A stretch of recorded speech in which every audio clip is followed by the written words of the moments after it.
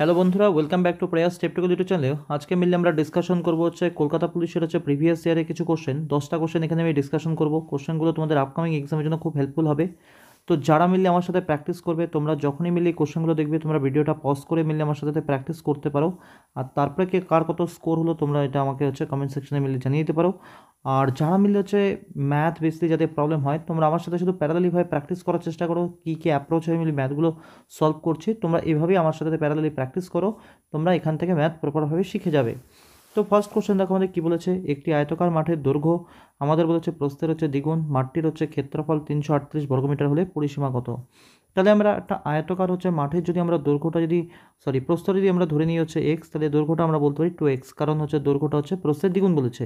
তাহলে প্রস্থ যদি এক্স হয় তাহলে আমরা দৈর্ঘ্য বললাম 2x, আর দৈর্ঘ্য আর প্রস্থের যে গুণফল সেটাই হচ্ছে ক্ষেত্রফল, যেটা আমাদের বলে দেওয়া 338। তাহলে আমরা এখান থেকে বলতে পারি 2x স্কোয়ার মানেই হচ্ছে 338। তাহলে আমরা এক্স স্কোয়ার সমান সমান কত বলতে পারি, 2 দিয়ে যদি আমরা 338কে ভাগ করি আমরা পাবো 169। তাহলে আমরা এক্সের মান কত বলতে পারি, এক্সের মান আমরা বলতে পারি হচ্ছে 13। তাহলে আমাদের বের করতে হবে পরিসীমা, তাহলে আমরা পেয়ে গেলাম প্রস্থ আমাদের হচ্ছে 13। তাহলে আমরা দৈর্ঘ্য কত বলবো, 13 দ্বিগুণ অর্থাৎ 26। আমাদের বের করতে বলেছে পরিসীমা, পরিসীমা ফর্মুলা কী হয়, 2 গুণন দৈর্ঘ্য যোগ প্রস্থ। 26 আর 13 যোগ করলে হচ্ছে 39, আর 2 গুণন 39, তাহলে আমাদের অ্যান্সার হচ্ছে 78। অপশান আমাদের B answer. Clear. Next question, 2 নম্বর কোশ্চেনটা বলেছে একটি নৌকা স্রোতের অনুকূলে 6 মিনিটে 1 কিলোমিটার যায় এবং স্রোতের প্রতিকূলে ঘন্টায় 6 কিমি যায়। তাহলে স্রোতের বেগ কত। তাহলে আমাদের স্রোতের অনুকূলে আমরা বলতে পারি 6 মিনিটে যাচ্ছে হচ্ছে 1 কিলোমিটার। তাহলে 6 মিনিটে যদি 1 কিলোমিটার যায়, তাহলে আমরা বলি 60 মিনিটে কতটুকু বলতে পারি, তাহলে আমরা বলতে পারি 60 মিনিটে নৌকাটা যায় হচ্ছে 10 কিমি।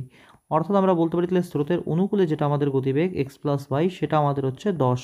স্রোতের প্রতিকূলে আমাদের বলেছে 1 ঘন্টায় যায় 6 কিমি, অর্থাৎ প্রতিকূলে যদি আমরা গতিবেগ বলি সেটা আমাদের x-y, সেটা আমাদের হচ্ছে 6। আমাদের বের করতে বলেছে হচ্ছে স্রোতের বেগ। তাহলে আমরা কী করবো, ওয়াইয়ের মান বের করবো। ওয়াইয়ের মান যখন আমরা বের করবো তখন কী করবো, বিয়োগ করবো। আর বিয়োগ করলে এটা আমাদের হয়ে যায় মাইনাস, এটা আমাদের হয়ে যায় প্লাস। তাহলে প্লাস এক্স মাইনাস এক্স কেটে গেল, 2y সমান সমান আমরা বলতে পারি এখানে মাইনাস হবে, তাহলে আমরা বলতে পারি 4। তাহলে ওয়াইয়ের মান আমরা বলতে পারি হচ্ছে 2। তাহলে আমাদের অ্যান্সার অপশান ডি আমাদের অ্যান্সার। ক্লিয়ার। নেক্সট কোশ্চেন, 3 নম্বর কোশ্চেন বলেছে কোনো টাকা 20 বছরের সুদে আসলে হচ্ছে 3 গুণ হয়, বার্ষিক সুদের হার কত। তাহলে ফার্স্ট অফ অল আমরা এরকমভাবে বললাম যে আমরা ব্যাংকে 100 টাকা জমা করেছি, যেটা হচ্ছে 20 বছরের সুদে আসলে কত টাকা হচ্ছে, 3 গুণ হচ্ছে, অর্থাৎ সুদে আসলে সেটা আমাদের হচ্ছে 300 টাকা। তার মানে আমরা যদি আসল যদি আমরা 100 টাকা জমা করে থাকি, ব্যাংক আমাদের কত টাকা সুদ দিল, আমরা বলতে পারি ব্যাংক আমাদের তাহলে 200 টাকা সুদ দিয়েছে। কত বছরে, সেটা 20 বছরে। তাহলে প্রত্যেক বছর ব্যাংক আমাদের কত টাকা করে সুদ দিল, আমরা বলতে পারি ব্যাংক আমাদের প্রত্যেক বছর 10 টাকা করে সুদ দিল। তাহলে 100 টাকায় যখন আমাদের সুদ ব্যাংক দিচ্ছে হচ্ছে 10 টাকা, তাহলে আমাদের সুদের হার কত হবে, সেটা হচ্ছে 10%। অপশন বি আমাদের অ্যান্সার। ক্লিয়ার। নেক্সট কোশ্চেন, 4 নম্বর কোশ্চেন কি বলেছে, শতাব্দী এক্সপ্রেস হাওড়া থেকে হচ্ছে নিউ জলপাইগুড়ি ঘন্টায় হচ্ছে 100 কিমি বেগে যায় এবং ঘন্টায় হচ্ছে 100 কিমি বেগে ফিরে আসে। শতাব্দী এক্সপ্রেসের যাতায়াতের হচ্ছে গড় গতিবেগ হচ্ছে কত কিলোমিটার প্রতি ঘন্টা। তাহলে আমরা কি করব, যখন মিলে আমাদের হচ্ছে একই দূরত্ব, কোনো একটা ট্রেন হচ্ছে একই দূরত্ব যাচ্ছে এবং একই দূরত্ব ফিরে আসে, এবং যাওয়ার সময় তার যদি গতিবেগ হয় এক্স কিলোমিটার প্রতি ঘন্টা এবং ফিরে আসার সময় যদি তার গতিবেগ হয় ওয়াই কিলোমিটার প্রতি ঘন্টা, তখন আমরা ডাইরেক্ট গড় গতিবেগের ফর্মুলা বলতে পারি হচ্ছে 2xy বাই হচ্ছে x+y। তাহলে এই ফর্মুলাটাই আমরা অ্যাপ্লাই করব এখানে। তাহলে আমাদের হচ্ছে যাওয়ার সময় গতিবেগ হচ্ছে 100 কিলোমিটার প্রতি ঘন্টা, আর ফিরে আসার সময় আমাদের গতিবেগ হচ্ছে 120।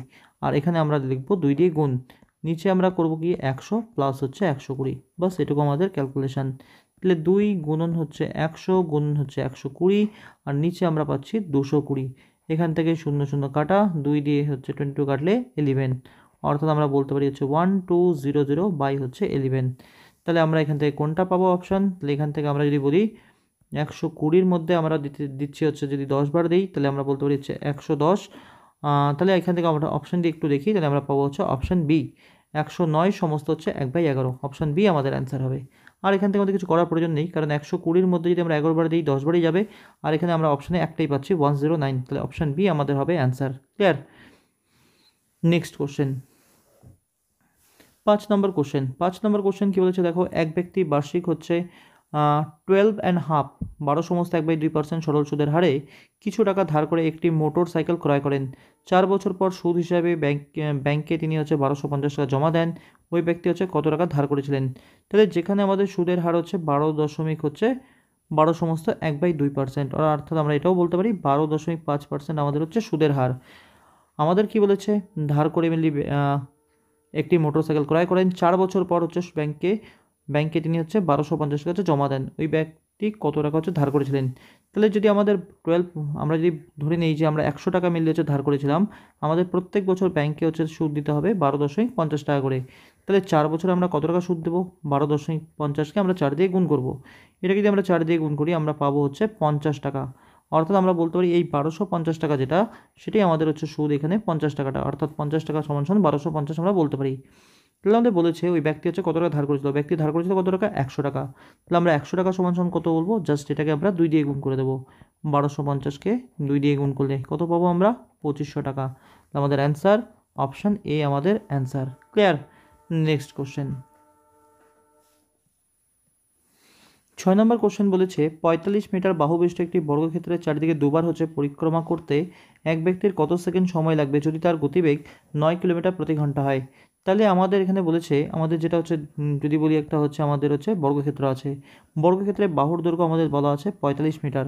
তাহলে মিলি বর্গক্ষেত্রের চারিদিকে ঘুরতে মানে আমরা বলতে পারি প্রথমত বর্গক্ষেত্রের পরিসীমা অর্থাৎ হচ্ছে 45 গুণন 4, 4টা বাহু, প্রত্যেকটা বাহু দৈর্ঘ্য হচ্ছে 45, তাই বর্গক্ষেত্রের পরিসীমা 45 গুণন 4। কবার পরিক্রমা করবো আমরা? দুবার। তাহলে আবার 2 দিয়ে গুণ। তাহলে এটা আমরা কি বলতে পারি? এটাই আমরা বলতে পারি হচ্ছে দূরত্ব। আর নিচে আমাদের কি দেওয়া আছে? গতিবেগ, অর্থাৎ গতিবেগটা এখানে আমাদের উল্লেখ করা আছে 9 কিলোমিটার প্রতি ঘন্টা। এটা যদি আমরা মিটার পার সেকেন্ডে কনভার্ট করে নিই তাহলে আমরা এটাকে গুণ করবো হচ্ছে 5/18 দিয়ে। তাহলে উপরে আমরা লিখছি হচ্ছে দূরত্ব আর নিচে আমাদের হচ্ছে গতিবেগ। তাহলে আমরা যেটা পাবো সেটা হচ্ছে সময়টা। তাহলে এখান থেকে আমরা কাটাকাটি করি, 9 দিয়ে যদি আমরা 18 কাটি তাহলে আমরা পাবো হচ্ছে 2। 5 দিয়ে যদি আমরা এখান থেকে হচ্ছে 45কে কেটে নিই তাহলে আমরা পাবো 9। তাহলে আমরা কত পাচ্ছি এক্স্যাক্টলি? 4 নং হচ্ছে 36, 36কে 2 দিয়ে গুণ করলে হচ্ছে 72, আর 72কে 2 দিয়ে গুণ করলে 144 সেকেন্ড। আমাদের যেটা অ্যান্সার দাঁড়াচ্ছে সেটা হচ্ছে অপশান ডি। অপশান ডি আমাদের অ্যান্সার। ক্লিয়ার? Next question. 7 নম্বর কোশ্চেনটা বলেছে একটি ক্যাম্পে 4000 জন লোকের 190 দিনের খাবার মজুদ ছিল। 30 দিন পর 800 জন অন্যত্র চলে গেলেন, যারা রয়ে গেলেন অবশিষ্ট খাদ্যে তাদের আর কদিন চলবে? তাহলে আমাদের প্রথমত বলা আছে 4000 জন লোকের 190 দিনের খাবার ছিল। 30 দিন হয়ে যাওয়ার পর 4000 জন লোকে যদি 190 দিন খাবার থেকে থাকে, 30 দিন হয়ে গেলে সেই খাবারটা তাদের আর কতদিন চলবে? আমরা বলতে পারি 160 দিন চলবে। 4000 জন লোকের থেকে এবার 800 জন লোকও আবার অন্যত্র চলে যাচ্ছে। তাহলে যদি 800 জন লোক চলে যায় তাহলে আমাদের লোকের সংখ্যা কত? আমরা বলতে পারি হচ্ছে 3200। তাহলে তাদের এই খাবারটা কদিন চলবে এটাই আমাদের বের করব। এখানে আমরা ডাইরেক্ট ফর্মুলা ইউজ করব যেটা হচ্ছে M1 D1 M2 D2, এই ফর্মুলা আমরা ইউজ করব। তাহলে M1টা কত আমাদের? 4000, প্রথমত 4000 জন লোক ছিল, কতদিন খাবারটা চলতো? 160 দিন। M2 কত আমাদের? 3200। তাহলে তাদের খাবারটা কদিন চলবে সেটা আমরা লিখবো এক্স। তাহলে এখান থেকে আমরা করব কাটাকাটি, এখান থেকে দুটো শূন্য কেটে যাচ্ছে, এখান থেকে যদি আমরা 16 দিয়ে 32 কেটে নিই তাহলে আমরা বলবো 2, তাহলে এখানে আমাদের হচ্ছে 0, আর 2 দিয়ে যদি আমরা 10 কাটি তাহলে আমরা পাবো হচ্ছে 5। তাহলে এক্সের মান আমরা কত বলতে পারি? 40 × 5, যেটা আমাদের হচ্ছে 200। তাহলে খাবারটা কদিন চলবে? যেটা হচ্ছে 200 দিন। তাহলে অপশান এ আমাদের অ্যান্সার। ক্লিয়ার? Next question. 8 নম্বর কোশ্চেনটা বলেছে কোনো ক্রেতা ক্রমিক 10% ও 20% ছাড় পেলে মোটের উপর কত ছাড় পেলেন? তাহলে প্রথমত আমাদের 10% ছাড় দেওয়া হয়েছে, তারপরে আমাদের আবার 20% ছাড় দেওয়া হয়েছে। তাহলে যদি আমরা 100 ধরে নিই তাহলে আমরা বলতে পারি 100 টাকার উপরে প্রথমে 10 টাকা ছাড় দেওয়া হয়েছে, তাহলে আমাদের জিনিসটার দাম হয়েছে 90 টাকা। আর তারপরে আবার এই 90 টাকার উপরে আমাদের 20% ছাড় দেওয়া হয়েছে। 90-20% আমরা কত বলতে পারি? 90-20% আমরা বলতে পারি হচ্ছে 18 টাকা।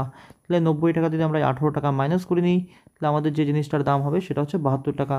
জিনিসটা আমাদের দাম ছিল প্রথমত 100 টাকা, তারপরে আমরা জিনিসটা পেতে পারি হচ্ছে 72 টাকায়। তাহলে কত টাকা ছাড় দেওয়া হলো? 100 মাইনাস হচ্ছে 72, অর্থাৎ 28 টাকা। তাহলে আমরা বলতে পারি 28% ছাড় দেওয়া হলো। এটাই আমরা সরাসরি কীভাবে করি? জাস্ট একটা ফর্মুলার মাধ্যমে, যেটা হচ্ছে এক্স প্লাস ওয়াই মাইনাস হচ্ছে এক্স ওয়াই বাই হচ্ছে আমাদের 100, যখন আমাদের পরপর ছাড় দেওয়া হয়। তাহলে এখানে এক্সের জায়গায় আমরা লিখবো হচ্ছে 10, ওয়াইয়ের জায়গায় আমরা লিখবো 20, মাইনাস আমরা লিখবো হচ্ছে 10 গুণন হচ্ছে 20 বাই হচ্ছে 100। তাহলে 10 আর 20 যোগ করলে আমরা বলতে পারি 30, এখানে আমরা পাচ্ছি হচ্ছে 2। তাহলে আমাদের অ্যান্সার 28% আমাদের একবারে ছাড় দেওয়া হলো। তাহলে আমাদের answer option D. Clear? Next কোশ্চেনটা বলেছে 7,0,5 দ্বারা গঠিত বৃহত্তম ও ক্ষুদ্রতম 4 অঙ্কের সংখ্যার দুটির পার্থক্য কত? তাহলে যদি আমরা বলি 7,0,0 ও 5 দ্বারা গঠিত 4 অঙ্কের হচ্ছে বৃহত্তম সংখ্যা, সেটা আমরা লিখবো হচ্ছে 7, 5, 2 0। এটা হচ্ছে 4 অঙ্কের হচ্ছে বৃহত্তম সংখ্যা 7,0,0,5 দ্বারা গঠিত। আর যদি আমরা ক্ষুদ্রতম সংখ্যা বলি আমরা কত বলবো? যেটা হচ্ছে 5,0,0,7। এটা আমাদের হবে এই 4টি অঙ্ক দ্বারা গঠিত হচ্ছে 4 অঙ্কের হচ্ছে ক্ষুদ্রতম সংখ্যা। তাহলে এদের মধ্যে আমাদের পার্থক্য বের করতে বলেছে। তাহলে কত বলবো আমরা? 500 থেকে যদি 7 আমরা মাইনাস করি, আমরা পাবো হচ্ছে 493, আর এদিকে আমাদের 2, অর্থাৎ 2 4 9 3। অপশন সি আমাদের অ্যান্সার। ক্লিয়ার? Next question. 10 নম্বর কোশ্চেনটা দেখো, খুব ভালো একটা কোশ্চেন। আমাদের বলেছে 5/9 আর কমা দিয়ে হচ্ছে 0.2 3, তার উপরে পুনঃপুনিক, আবার রুট ওভার হচ্ছে 25/49, এদিকে আমাদের 0.8, তার উপরে হোল স্কোয়ার। আমাদের বৃহত্তম সংখ্যা বের করতে বলেছে। তাহলে আমরা 5/9টা 5/9 লিখলাম। এখান থেকে আমরা হচ্ছে 23, তার উপরে নিচে লিখবো হচ্ছে 2 9। তারপরে আমাদের হচ্ছে 25/49, যদি আমরা এটা রুট করে নিই আমরা বলবো হচ্ছে 5/7, আর এটা আমাদের হচ্ছে 0.8, তার উপরে হোল স্কোয়ার, অর্থাৎ আমরা এখান থেকে বলতে পারি হচ্ছে 8/10, তার উপরে আমাদের হচ্ছে হোল স্কোয়ার। তাহলে এখান থেকে দেখো, যদি এখানে আমাদের 9 আছে আর 99 আছে, এটা যদি আমরা 99 করে নিই, 11 দিয়ে গুণ করে নিতে পারি। এটাকে তাহলে আমরা 11 দিয়ে গুণ করলে কত পাবো? 55। আমাদের বৃহত্তম বলেছে, তাহলে এই দুটোর মধ্যে ক্লিয়ারলি আমরা বলতে পারি 5/9 আমাদের বড়। আর এখানে আমাদের আছে হচ্ছে 5/7, আর এখানে আমরা যদি কাটাকাটি করে নিই 8 আর 10 4/5, যেটার উপরে যদি আমরা স্কোয়ার করি, এটা 4, এটা আমাদের 5, তাহলে আমরা পাবো হচ্ছে 16/25। তাহলে এবার এখান থেকে আমরা বড়টা কীভাবে দেখবো? কোণাকুণি তুমি গুণ করে নাও। 5 আর 7 গুণ করলে হচ্ছে 35, আর 9 আর 5 গুণ করলে হচ্ছে 45। তাহলে ক্লিয়ারলি আমাদের 5/7 বড় হবে এই দুটোর মধ্যে। আবার সেমভাবে আমাদের একই অ্যাপ্রোচ, এখানে আমাদের 5/7 আর এখানে আমাদের হচ্ছে 16/25। যদি আমরা 5-এর সাথে 25 গুণ করি আমরা পাবো হচ্ছে 125, আর 16-র সাথে যদি আমরা 7 গুণ করি তাহলে আমরা পাবো হচ্ছে 70 আর 42 112। তাহলে আমাদের ক্লিয়ারলি এখানেও আমাদের হচ্ছে 125 বড়, অর্থাৎ 5/7 আমাদের বড়। আমাদের যেটা অ্যান্সার সেটা হচ্ছে অপশান ডি, রুট ওভার হচ্ছে 25/49, এটাই আমাদের বড় হবে। ক্লিয়ার? আর লাস্ট মেনলি আমি ভিডিওটাতে 6 নম্বর যে কোশ্চেনটা আমাকে মেনলি আমার একটা স্টুডেন্ট মেনলি হচ্ছে বলেছে যে সেটা মেনলি ক্ল্যারিফাই করতে একবার, আমি সেই 6 নম্বর কোশ্চেনটা একবার ক্ল্যারিফাই করে দেবো। আশা করি এবার তোমার সেটা ডাউটটা ক্লিয়ার হয়ে যাবে। সেই কোশ্চেনটা একবার দেখে নিই ভিডিওতে। এই লাস্ট 6 নম্বর এই কোশ্চেনটাই আমরা দেখেছিলাম, যার মিলে যে সমস্যা হয়েছে সোমনাথ মিলে হচ্ছে মেনশন করেছে আমাকে সেটা। তো আমি আরেকবার ডিসকাশন করে দিচ্ছি, আশা করি এবার ক্লিয়ার হয়ে যাবে। বলেছে আফটার ওয়ার্কিং হচ্ছে ফর 8 days, রাখি হচ্ছে ফাইন্ডস দ্যাট অনলি হচ্ছে 10% অফ দ্য ওয়ার্ক ইজ হচ্ছে কমপ্লিটেড। তাহলে আমার বলেছে রাখি দেখলো 8 দিন কাজ করার পর 10% কাজ কমপ্লিট হয়েছে, অর্থাৎ 10% কাজ কমপ্লিট করার জন্য রাখির সময় লেগেছে 8 দিন। তাহলে সম্পূর্ণ কাজটা কমপ্লিট করার জন্য রাখির কতদিন সময় লাগবে? 80 দিন। এবার আমাদের কী বলেছে? শি এমপ্লয়েজ হচ্ছে পুনম, হু ইজ হচ্ছে 20% মোর এফিসিয়েন্ট দ্যান রাখি। তাহলে 20% হচ্ছে বেশি কর্মদক্ষ কার তুলনায়? রাখির তুলনায়। কে? পুনম। 20%কে আমরা কী বলতে পারি? 20%কে বেশি আমরা বলতে পারি 20/100। তাহলে 20/100 মানে বেশি আমরা বলতে পারি 1/5। অর্থাৎ রাখি যদি 5 ইউনিট করে কাজ করে, তাহলে পুনম আমরা বলতে পারি কত ইউনিট করে কাজ করবে? 5 ইউনিট আরও 1 ইউনিট বেশি, অর্থাৎ 6 ইউনিট করে কাজ করবে। এবার দেখো, রাখি যদি 5 ইউনিট কাজ করে প্রতিদিন, 80 দিনেও কত টোটাল কাজ করবে? 80 গুণন 5। তাহলে আমাদের টোটাল যদি আমরা কাজ বলি, টোটাল কাজের পরিমাণটা আমাদের হয়ে যাচ্ছে 400। তার মধ্যে 10% কাজ তো আমাদের হয়েই গেছে, তাহলে 400-র 10% বলতে পারি আমরা 40 ইউনিট কাজ তো আমাদের হয়ে গেছে। তাহলে কাজ বাকি আছে কতটা? 360 ইউনিট। এবার আমাদের কী বলেছে? How many more days will they together to complete the remaining work. Rakhi আর হচ্ছে পুনম দুজনে মিলে বাকি কাজটা কতদিনে করবে? তাহলে যেখানে রাখি কাজ করে পার ডে 5 ইউনিট করে, পুনম সেখানে কাজটা করে হচ্ছে 6 ইউনিট করে। দুজনে মিলে তারা কাজটা কত ইউনিট করে করবে? তারা প্রত্যেক দিন আমরা বলতে পারি 11 ইউনিট করে করবে। তাই 360 ইউনিট কাজ করতে তাদের কত সময় লাগবে? 360/11। আমাদের অ্যান্সার অপশান বি। আশা করি ক্লিয়ার হয়েছে। আবার বলে দিচ্ছি, রাখি দেখলো যে 8 দিন কাজ করার পর 10% কাজ কমপ্লিট হয়েছে, অর্থাৎ 10% কাজ কমপ্লিট করার জন্য রাখির সময় লাগলো 8 দিন। তাহলে 100% কাজ করার জন্য রাখির কদিন সময় লাগবে? 80 দিন। তার মানে আমরা বলতে পারি রাখির সম্পূর্ণ কাজটা 80 দিনে করতে পারবে। এবার আমাদের বলেছে শি এমপ্লয়েজ হচ্ছে Poonam, who is 20% more efficient than Rakhi. তাহলে পুনম যে আছে সে রাখির তুলনায় আবার 20% বেশি কর্মদক্ষ। 20%কে আমরা বলতে পারি 20/100, অর্থাৎ 1/5। অর্থাৎ আমরা বলতে পারি রাখি যদি 5 ইউনিট করে কাজ করে, তাহলে পুনম কিন্তু 1 ইউনিট আরও বেশি ইউনিট করে কাজ করে, অর্থাৎ আমরা বলতে পারি পুনম তাহলে 6 ইউনিট করে কাজ করে। তাহলে দুজনে মিলে তারা প্রতিদিন কত ইউনিট করে কাজ করবে? রাখি আর পুনম 11 ইউনিট করে। কাজের পরিমাণ আমাদের টোটাল কত? রাখি 80 দিনে কাজটা কমপ্লিট করতে পারে, আর রাখি 5 ইউনিট করে কাজ করে। টোটাল কাজের পরিমাণটা আমরা বলবো 400। তার মধ্যে 10% কাজ তো হয়েই গেছে, তাহলে কাজের পরিমাণ 400 থেকে 40 মাইনাস করে দাও। কাজের পরিমাণ আমাদের বাকি আছে 360, আর এই কাজটা করবে এখন দুজন মিলে, তারা প্রতিদিন 11 ইউনিট করে কাজ করে। তাহলে 360 ইউনিট কাজ করতে কত সময় লাগবে? 360/11। আমাদের অ্যান্সার অপশান বি। আশা করি ক্লিয়ার হয়েছে। এরপরেও যদি আমাদের ডাউটস থাকে তোমরা আমাকে কমেন্ট সেকশনে কমেন্ট করতে পারো, আমি আবার নেক্সট ভিডিওতে ডিসকাশন করব। তো এখানেও মিলে আমি 10টা কোশ্চেন ডিসকাশন করলাম, আশা করি প্রত্যেকটা কোশ্চেনই তোমাদের এক্সামের জন্য হেল্পফুল হবে। আর যারা মিলে হচ্ছে আমার এই ভিডিওগুলো দেখো, তোমাদের কাছে আবার একই অনুরোধ যে মিলি তোমার এই ভিডিওগুলো একটু তোমাদের বন্ধুর মধ্যে শেয়ার করো, আর কমেন্ট সেকশনে কমেন্ট করো। তোমাদের মিলি পজিটিভ নেগেটিভ যেটাই কমেন্ট হোক তোমরা আমাকে কমেন্ট সেকশনে কমেন্ট করতে পারো, আমি সেটাকেই চেষ্টা করবো পজিটিভভাবে নেওয়ার, আর আমি আমার ভিডিওগুলো আবার ইমপ্রুভ করারও চেষ্টা করব। Thank you.